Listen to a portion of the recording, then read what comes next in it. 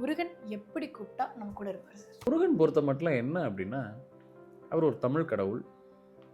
இந்த தமிழ் குடிய காத்த ஒரு கடவுள். இப்போ இன்னைக்கும் காத்துக்கிட்டு இருக்கிற ஒரு கடவுள். அப்படின்னா, இவரை எப்படி போய் பார்க்கணுமா? பொதுவாவே மலைக்கு மேல உள்ள தெய்வங்கள ஒரு விரதம் இருந்து, ஒரு பாத யாத்திரையா போய் பார்க்கறது நல்லது. அட்லீஸ்ட் கீழ இருந்தாவது மேல நடந்தாது போகணும். வீட்ல இருந்து நடந்து போக முடியலன்னா கூட, கீழ அடிவாரத்துல இருந்து ஒரு விரதம் இருந்து மேல போய் பார்க்கணும். முதல்ல அவர் எப்படி உங்கள்கிட்ட எதிர்பார்க்குறாரு அப்படின்னா, இந்த மாதிரி விஷயத்தை தான் எதிர்பார்ப்பாரு. அதனால தான் அந்த தைரியத்தை நீங்கள் முருகன்ட்ட போயிட்டு வந்தீங்கன்னா உங்களுக்கு ஒரு விஷயம் நடக்கும் லைஃப்பில். இனிமேல் அவர் நம்ம கூட தான் இருக்காரு, என்ன நடந்தாலும் பார்த்துக்கலான்ற ஒரு தைரியத்தை தான் முதல்ல கொடுப்பாரு.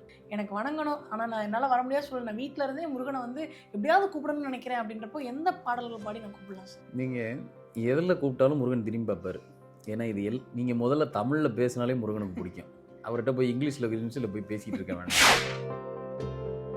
சில பாடல்களுக்கு ரொம்ப நெருக்கமாக முருகன் நம்ம கிட்ட அப்படி உரசிட்டு இருக்கிற மாதிரி நமக்கு ஒரு ஃபீல் கொடுக்கும். பக்கத்தில் தான் இருக்கார் அப்படின்னு ஒரு ஃபீல் கொடுக்கும். குறிப்பாக திருப்புகழ் நீங்கள் அதிகமாக படிக்கிறீங்க, திருப்புகழ் வந்து மனப்பாடம் பண்ணுறீங்க, திருப்புகழ் தினசரி நீங்கள் உங்களோட அன்றாட வாழ்க்கையில் படிக்கிறீங்கன்னா நிச்சயமாக முருகன் இருக்கிற ஃபீல் உங்களுக்கு தெரியும்.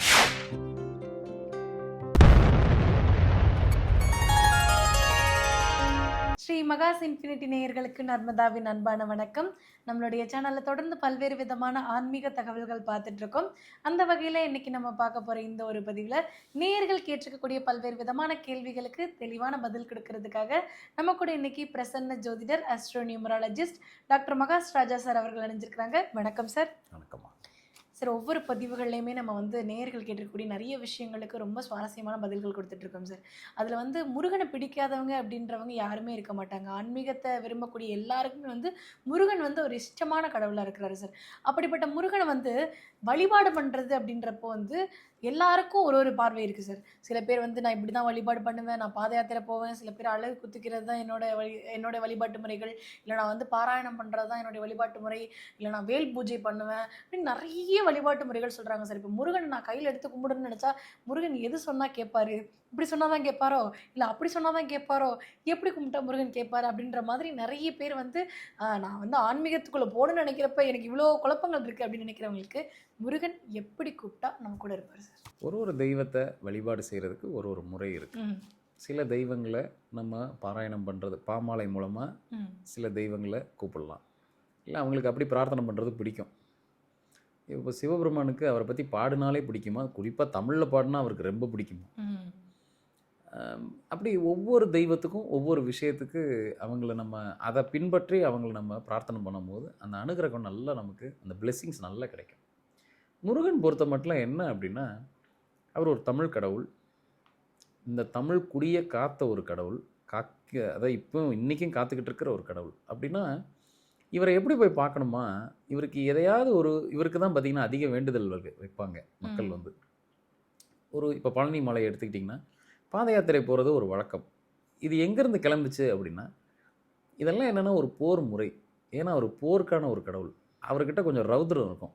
அப்படின்னா என்னென்னா இவர்கிட்ட இருக்கிற இவரோட வழிபாடும் பிரார்த்தனை முறையும் பார்த்திங்கன்னா கொஞ்சம் ரஃப் அண்ட் டஃப்பாக தான் இருக்கும். பொதுவாகவே மலைக்கு மேலே உள்ள தெய்வங்களை ஒரு விரதம் இருந்து ஒரு பாத யாத்திரையாக போய் பார்க்கறது நல்லது. அட்லீஸ்ட் கீழே இருந்தாவது மேலே நடந்தாது போகணும். வீட்டில இருந்து நடந்து போக முடியலன்னா கூட கீழே அடிவாரத்துல இருந்து ஒரு விரதம் இருந்து மேலே போய் பார்க்கணும். ஏன்னா மலைக்கு மேலே ஒரு தெய்வம் வந்து உட்காந்துருச்சு அப்படின்னாலே அது கோபத்தில் இருக்குன்னு அர்த்தம். அவங்க ஒன்றும் சாதாரணமாக உட்காரல. இப்போ திருத்தணி மலைக்கு மேலே குன்று இருக்கும் இடமெல்லாம் குமரன் அப்படின்னு சொல்கிறோம். அப்போ இருக்கிற எல்லா மலைகள்லையும் மேக்சிமம் மலைகள் மேலே தான் வந்து முருகன் கோயில் அமைஞ்சிருக்கும். ஆமாம். அப்போ யதார்த்தமாக நம்ம பாட்டு காலையில் இட்லி பொங்கல்லாம் சாப்பிட்டுட்டு ரொம்ப ரிலாக்ஸாக அப்படி போகிறத விட முருகன் யாருக்கு உடனடியாக குயிக்காக செவிசாய்ப்பார் அப்படின்னா, யார் விரதம் இருந்து மலையேறி வராங்களோ, கீழேருந்து நடந்து மலையேறி வராங்க, சார் என்னால் நடக்க முடியாது, எனக்கு மூட்டு வலி இருக்குது அப்படின்னா அது ஓகே, அது அக்செப்டட். அப்படி முடியாதவங்க விஞ்சில் வரலாம், ஏதோ ஒரு ரோப் கார் அந்த மாதிரி வரலாம். பட் ஓரளவுக்கு எனக்கு முடியும், எனக்கு அது ஒரு ஏற்புடைய விஷயந்தான், என்னால் பண்ண முடியும் அப்படின்னு இருக்கிறவங்க நிச்சயமாக கீழேருந்து ஒரு விரதம் இருந்து அப்படி போய் முருகனை பார்க்கறது தான் சரி. அதுக்கப்புறம் நீங்கள் எதை கொடுத்தீங்கனாலும் வாங்கிப்பார். நீங்கள் அர்ச்சனை பண்ணுறீங்களா, மாலையை கொடுக்குறீங்களா, ஒரு பாமாலை சொல்கிறீங்களா, திருப்புகழ் படிக்கிறீங்களா, அதெல்லாம் அதுக்கப்புறம் தான். முதல்ல அவர் எப்படி உங்கள்கிட்ட எதிர்பார்க்குறாரு அப்படின்னா இந்த மாதிரி விஷயத்தை தான் எதிர்பார்ப்பார். அதனால தான் அந்த தைரியத்தை நீங்கள் முருகன்ட்ட போயிட்டு வந்தீங்கன்னா உங்களுக்கு ஒரு விஷயம் நடக்கும் லைஃப்பில். இனிமே அவர் நம்ம கூட தான் இருக்காரு. என்ன நடந்தாலும் பார்த்துக்கலான்ற ஒரு தைரியத்த தான் முதல்ல குடுப்பாரு. ம். எப்பயுமே ஒரு ஒரு போர் கடவுள் என்ன செய்வாரு அப்டின்னா, ஒரு போர் குணம் கொண்ட கடவுள் என்ன செய்வாருன்னா, உங்களுக்கு முதல்ல உங்க உடம்புல தைரியத்த வர வைப்பாரு. தலைவன் நான் இருக்கிறேன். நீ பயப்படவே பயப்படாத. நான் பார்த்துக்கிறேன். உனக்கு முன்னாடி நான் இருப்பேன். அப்படிங்கிற மாரி அந்த லீடு. ம். அப்ப அவருக்கு எத செஞ்சா பிடிக்கும் அப்புட்ன்னா, நான் எல்லாத்துக்கும் தயார்ப்பா. இந்த போருக்கு நான் ரெடி. என்ன போர்? இந்த வாழ்க்கைங்கிற போருக்கு நான் ரெடிங்கிறத காட்டுறதுக்கு தான் ம். நம்ம அப்படி ஒரு விரதம் இருந்து போறது. இன்னைக்கு நெறைய இப்ப காவடி தூக்கிட்டு போறதாகட்டும், அங்க பார்த்தீங்கன்னா ஏகபோகமா நெறைய ஃபங்ஷன்ஸ் பார்த்தீங்கன்னா, ஒரு தைப்பூசமாகட்டும், இந்த மாரி எல்லா திருவிழாக்கள்லயும் பார்த்தீங்க அப்புட்ன்னா, இந்த மாரியான கொஞ்சம் பிரார்த்தனைகள் நெறைய இருக்கும். ம். நீங்க உலகம் முழுக்க எந்த முருகன் கோயிலுக்கு போனீங்கனாலும், இப்ப நான் சொல்ற விஷயங்கள்லாம் இல்லாம இருக்காது. காவடி எடுக்கிறது, ஒரு அலகு குத்துறது, ஒரு பாத யாத்திரை போறது, குறிப்பா விரதம் இருக்கு. நீங்க ஏதோ ஒரு வகையில உங்கள வருத்திட்டு தான் முருகன்ட்ட போய் மேக்ஸிமம் அப்படி போய் நிக்கும்போது தான் அவரு டக்குனு குயிக்கா அது என்னன்றத பார்த்துருவாரு. ம். சார் அதே மாதிரி வந்து இப்போ வந்து எல்லாருக்கும் வந்து கந்த சஷ்டி கவசம் பாடுறதா இருக்கட்டும், இல்ல வந்து கந்த குருக்கவசம் பாடுறதா இருக்கட்டும், எல்லாருக்குமே பிரியமான ஒரு விஷயமா இருந்தா கூட, முருகனுக்கு எது பிடிக்கும்? அப்படின்ற ஒரு கேள்வி இருக்கு சார். முருகன் வந்து ஆதி காலத்துலருந்து கந்த சஷ்டி கவசம் தான் கேட்டிருக்காரு. ஆனா அத தான் படிக்கணும். எனக்கு வணங்கணும். ஆனா நான் என்னால வர முடியாத சூழல். நான் வீட்ல இருந்தே முருகன வந்து எப்படியாவது கூப்பிடணும்னு நினைக்கிறேன் அப்படின்றப்போ, எந்த பாடல்கள் பாடி நான் கூப்பிடலாம் சார்? நீங்க எதுல கூப்பிட்டாலும் முருகன் திரும்பி பார்ப்பாரு. ஏன்னா இது நீங்க முதல்ல தமிழ்ல பேசினாலே முருகனுக்கு பிடிக்கும். அவர்ட்ட போய் இங்கிலீஷ்ல இங்கிலீஷ்ல போய் பேசிட்டு இருக்க வேண்டாம். அவர்ட்ட தமிழ் நீங்க கடவுள். தமிழ்ல பேசுனீங்கனாலே, ம். அவர் யாருக்கு நின்னு தன்னோட அப்பா, அம்மா கிட்ட இருந்து பிரிஞ்சம்போது கூட, யாருக்காக நின்னாருன்னா, தமிழுக்காக தான் நின்னு திரும்பி பார்த்தாரு. ம். அதனால தான் அவ்வை கூப்பிட்டப்போ நின்னு திரும்பி பார்த்தாரு. ம். அப்படியான ஒரு கடவுள நம்ம என்ன பாமாலை சொல்லி அவருக்கு உகந்த அந்த கந்த சஷ்டி கவசமோ, கந்தகுரு கவசமோ, பாம்பன் சாமி எழுதிய ம், சஸ்திரபந்தம் இந்த மாரி நம்ம எத சொல்லி நம்ம பண்ணாலும் அவர் திரும்பி பார்ப்பாரு. ஆனா இதுல என்ன விஷயம்னா, சில பாடல்களுக்கு ரொம்ப நெருக்கமா முருகன் நம்ம கிட்ட இப்படி உரசிட்டு இருக்கிற மாரி நமக்கு ஒரு ஃபீல் குடுக்கும். ம்ஹ்ம். பக்கத்துல தான் இருக்காரு அப்படின்னு ஒரு ஃபீல் குடுக்கும். குறிப்பா திருப்புகழ் நீங்க அதிகமா படிக்கிறீங்க. ம். திருப்புகழ் வந்து மனப்பாடம் பண்றீங்க. திருப்புகழ் தினசரி நீங்க உங்களோட அன்றாட வாழ்க்கையில படிக்கிறீங்கன்னா, நிச்சயமா முருகன் இருக்கிற ஃபீல் உங்களுக்கு தெரியும். ம். பக்கத்துல தான் இருக்காரு, வீட்டுக்குள்ள தான் இருக்காருங்கிற அந்த ஃபீல் தெரியும். ஏன்னா வந்து, நீங்க சொன்ன மாதிரி வந்து ஒருத்தவங்களுக்கும் ஒரு ஒரு கோவில் ஒண்ணு இருக்கும்.